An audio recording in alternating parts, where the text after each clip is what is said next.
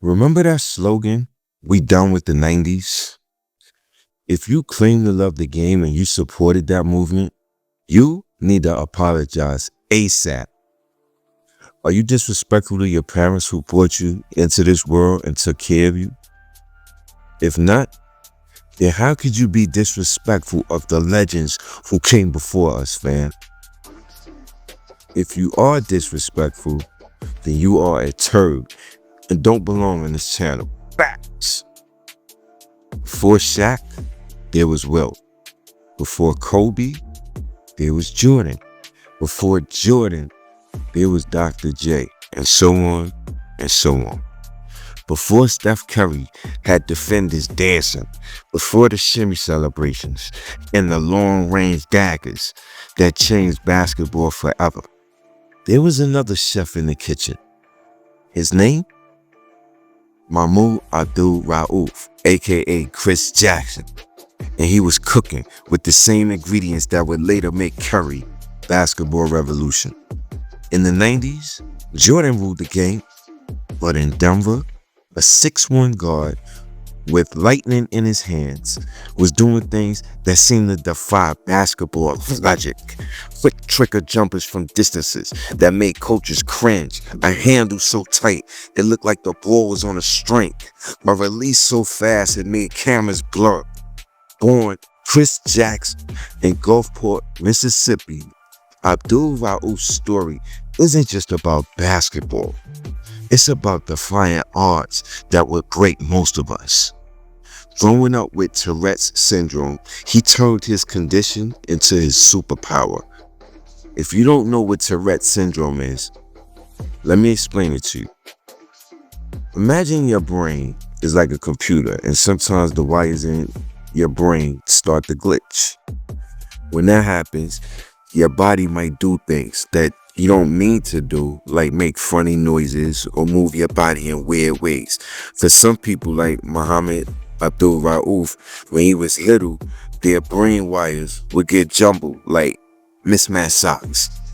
And they would have tics, which are like little movements or sounds that they couldn't control.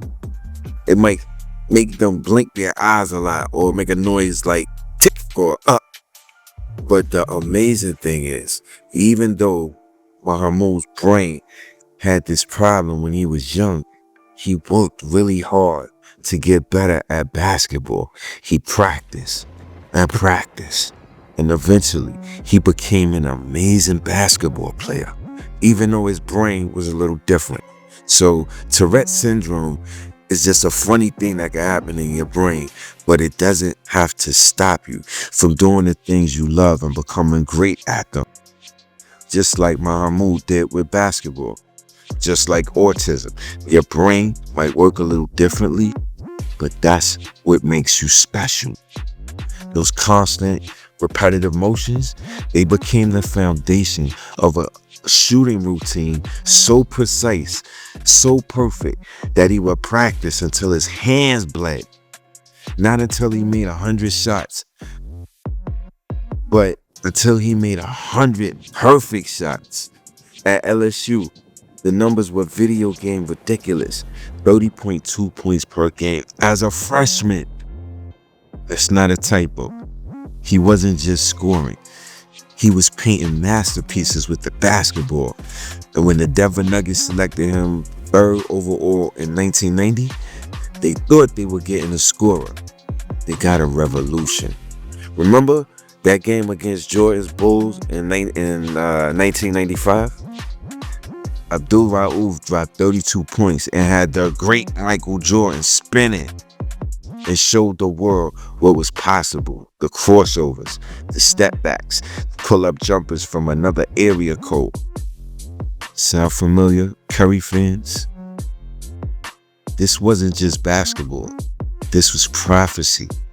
But here's where the story takes a turn that would change everything. In 1996, Abdul-Rauf made a stand that would cost him more than just playing time. His refusal to stand for the national anthem, rooted in his Islamic faith, and his stance against oppression, sparked a firestorm. The NBA suspended him. Fans turned on him. Death threats poured in. In an era before social media, before athletes had platforms to tell their stories, Abdul-Rauf stood alone. They demonized him like they did Kyrie, or Kyrie did with shared link to a controversial movie that was being shown by Amazon. Make it make sense. While LeBron threw Kyrie under the bus, Jordan showed Abdul-Rauf support for his cause.